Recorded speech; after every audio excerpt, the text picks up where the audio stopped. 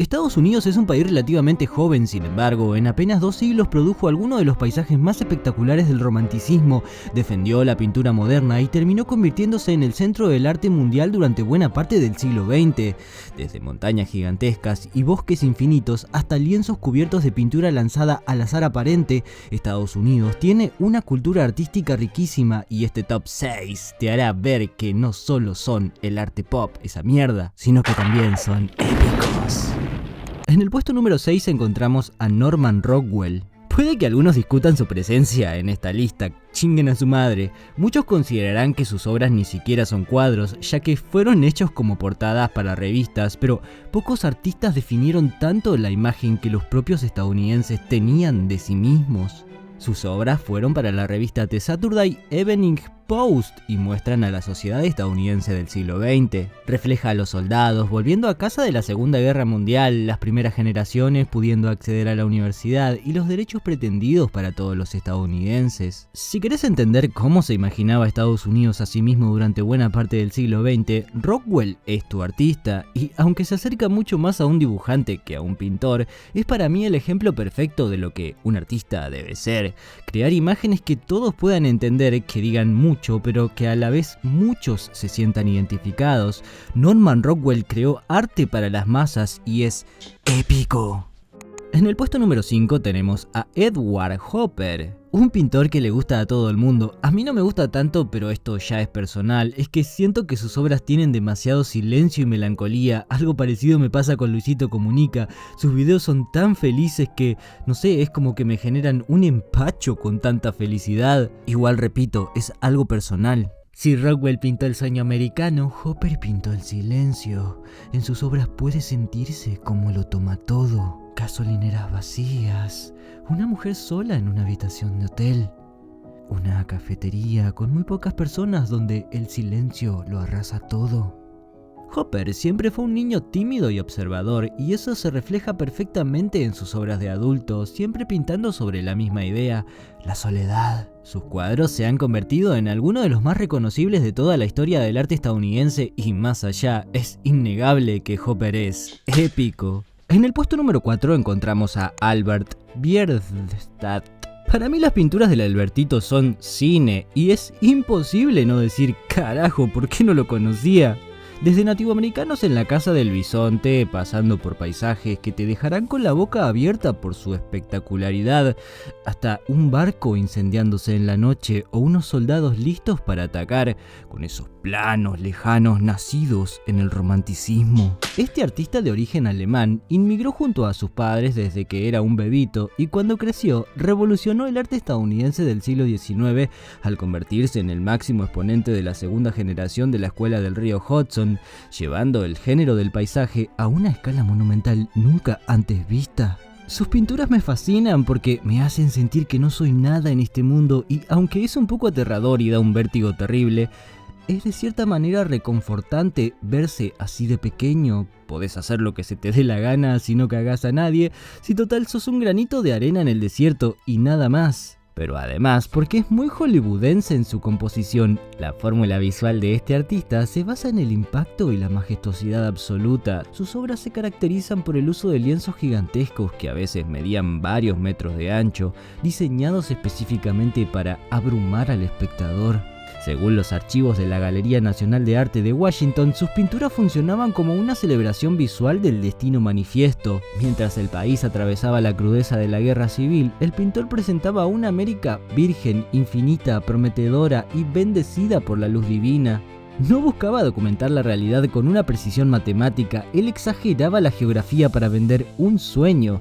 Sus cuadros eran, en esencia, majestuosos anuncios publicitarios que invitaban a la nación a conquistar, colonizar y maravillarse con los tesoros ocultos del oeste americano.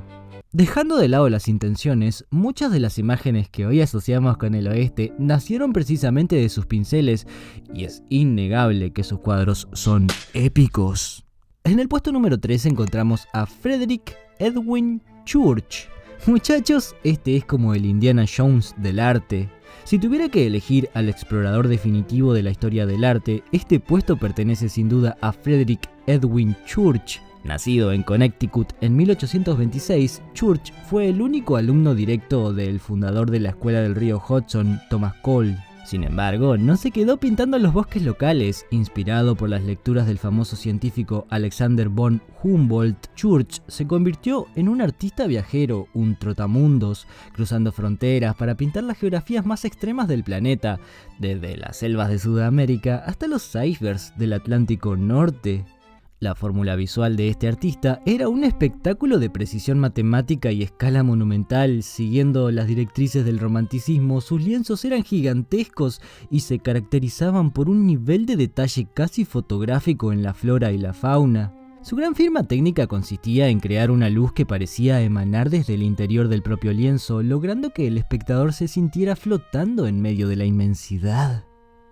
Según los análisis de la Galería Nacional de Arte, las pinturas de Church no eran simples postales. En una época marcadísima por la guerra civil en Estados Unidos, sus paisajes de la naturaleza pura de Sudamérica eran metáforas visuales del renacimiento, optimismo y la grandeza divina del planeta.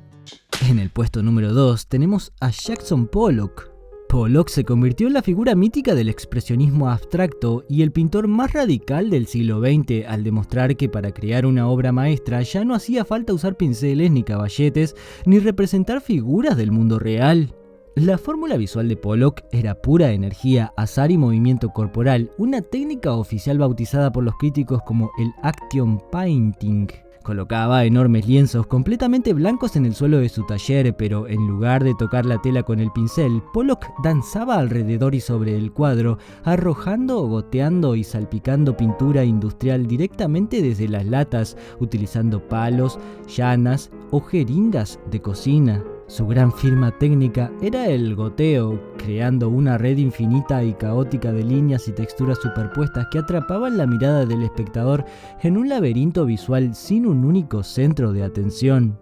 Según los análisis curatoriales del MoMA de Nueva York, las pinturas de Pollock no eran un desorden sin sentido, eran el reflejo crudo de su propia psicología y de la ansiedad de la era de la posguerra. Él no pintaba un paisaje exterior, sino el paisaje de su mente.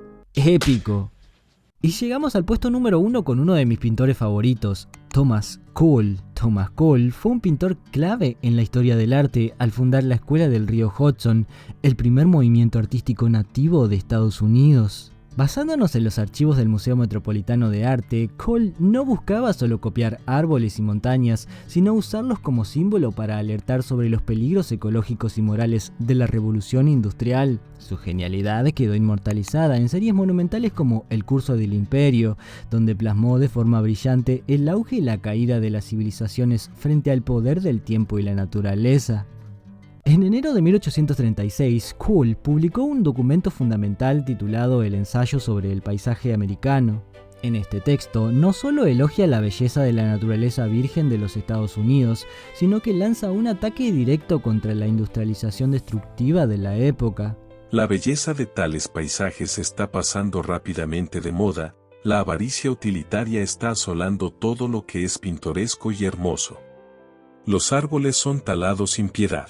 Y los mismos ríos son aprisionados y profanados. Tiene todo el sentido del mundo, les cuento rápido. El romanticismo tiene dos orígenes. Uno es alemán, que fue más como de exaltar el nacionalismo o las cosas que unen a un pueblo. Acá es donde surgen los textos de los hermanos Grimm, por ejemplo, en lo que hoy es Alemania. Y el otro es en Inglaterra, que es desde donde venía Thomas Cole, donde nació por el terror del avance de la industrialización, tomándolo y destruyéndolo todo. Mis obras favoritas de Thomas Cole es una serie llamada El viaje de la vida.